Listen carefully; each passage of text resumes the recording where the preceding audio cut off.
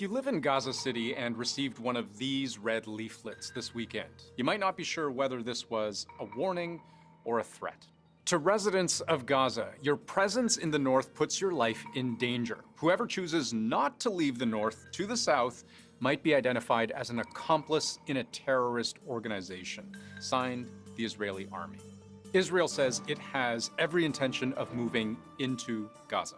Tonight, growing expectations of an Israeli ground offensive into Gaza. But we've been hearing that for more than a week now. So let's weigh Israel's state of readiness against all the reasons it has to wait.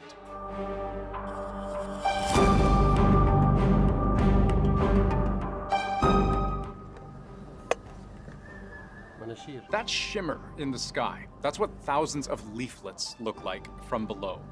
The red leaflet I showed you earlier was actually the second most recent drop. This barrage of messages from above was from just over a week ago when the IDF, the Israeli army, gave 1 million Palestinians 24 hours to leave the entire northern half of Gaza. Green leaflets warning that anyone who stayed would be risking their lives.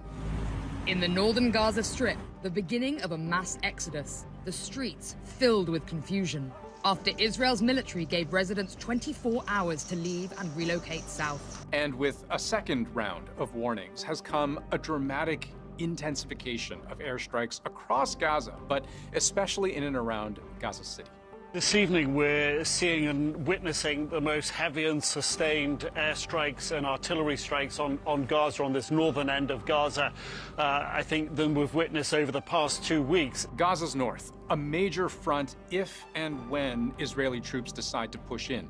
Gaza City itself seen as critically important to Hamas. Just in the last 10 minutes, there have been about 10 huge missile strikes going into the northern part of Gaza. Gaza City is the epicenter of Hamas activities. There's a huge amount of underground tunnels that Hamas has built. These tunnels are a pretty crucial part of Hamas's military infrastructure. They use them to move personnel around the Gaza Strip and towards the border of Egypt. They use them to smuggle and store goods and weaponry. In the south, too, the war is escalating. Just on Sunday, one of the very first skirmishes we've seen between the IDF and Hamas inside Gaza, east of Khan Yunis. Israeli airstrikes struck targets in Gaza today, while IDF soldiers also fought with Hamas militants during raids into the enclave. Reuters calls them limited overnight raids that Israel says were partly intended to gather intelligence. But in a Telegram post, the armed wing of Hamas says it destroyed a tank and 2 military bulldozers in an ambush. Israel confirmed one of their own soldiers was killed, 3 injured. We're hearing about clashes near that border fence with Khan Yunis. That means Israeli troops, certainly confirmed by the Israeli army, are mounting operations on that side of the fence, and Hamas have reacted to this. Then another attack this weekend, a rare airstrike in the occupied West Bank.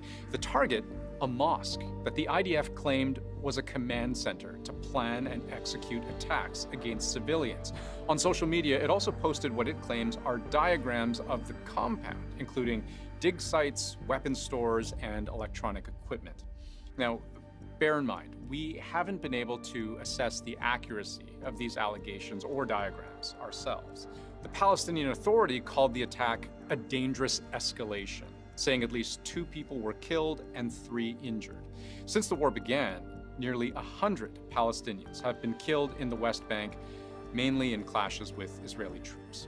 There have been multiple indications that a ground invasion was going to happen soon and then didn't.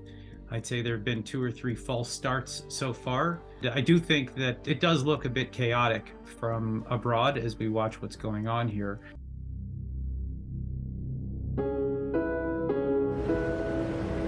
I'm on the Israel-Gaza Strip border, where thousands of Israeli paratroopers, snipers, artillery units, tank units are preparing for what is expected to be a major ground offensive in the coming days. The thing is, Israel has more than its own wishes to consider. Any ground assault must also take into account the United States. The U.S. is Israel's closest and strongest ally. Military aid from the U.S. makes up about 16% of Israel's total defense budget. And right now, Joe Biden has at least 10 very specific reasons for Israel to stay its hand. Good. On Friday, in this video prepared and released by Hamas, we see two Israeli-American hostages freed, Judith Ronan and her 17-year-old daughter, Natalie. Just delighted we're able to get you out. We've been working on it a long time. We're gonna get them all out, God willing. That's 2 out of 12. The U.S. State Department believes there may be up to 10 more American hostages in Gaza right now. And every expert I've heard seems to agree an Israeli ground offensive would almost certainly put an end to any further negotiations for hostage release. And Hamas likely knows this, because even if it's not clear that Hamas received anything in return for releasing these two hostages, what this may buy them is time, especially as they have signaled a willingness to release even more hostages. 2 Israeli hostages released this evening by Hamas. Now, the women you are looking at are elderly Israelis. There is a very good chance that the moment that Israel puts boots on the ground, that is the moment that those hostages cease living, that Hamas would murder them. The U.S. also needs time to bolster its defenses in the region. It has already doubled its aircraft carrier strike force, sending not 1 but 2 teams into the Mediterranean. But the U.S. fears a wider war. We expect that there's a likelihood of escalation by Iranian proxies directed against our forces, directed against our personnel. That includes personnel not just in Israel, but in other parts of the Middle East, including in Iraq.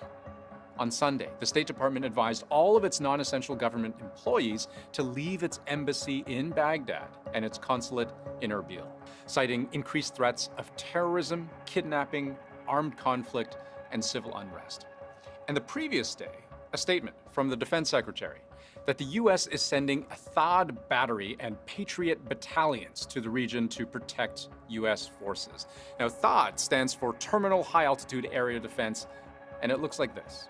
It shoots down missiles. Patriot is also an acronym. I'll spare you what it stands for, but it also is an advanced surface-to-air missile defense system. We are taking steps to make sure that we can effectively defend our people and respond decisively if we need to. But again, to underline the point, the U.S. would like time.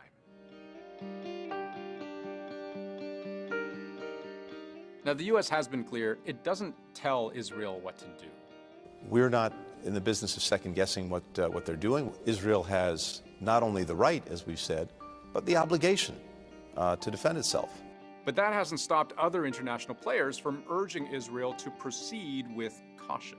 Repeatedly said that the barbaric attack by Hamas need to be condemned, but I've also said they cannot be a pretext for a collective punishment of the Palestinian people. The UN has called for a ceasefire.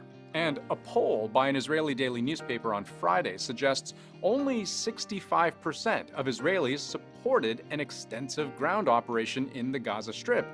Just over 20% opposed. This, as much of the world asks Israel for more time on humanitarian grounds as well. There is not even 1% of a good, healthy, and safe life for a child. There is no safety. If we don't die from war, we will die from epidemics and diseases. Only 3 aid convoys, totaling a few dozen trucks, have so far been able to enter Gaza through Egypt. As with hostage negotiations, any large-scale ground offensive would make delivering and receiving humanitarian aid that much more difficult. So, is Israel ready to strike? It would say it is, and has been perhaps for many days now. But what's equally true is that in war, there is rarely a good time to go in. And whether Israel's window of opportunity is growing or shrinking is anyone's guess.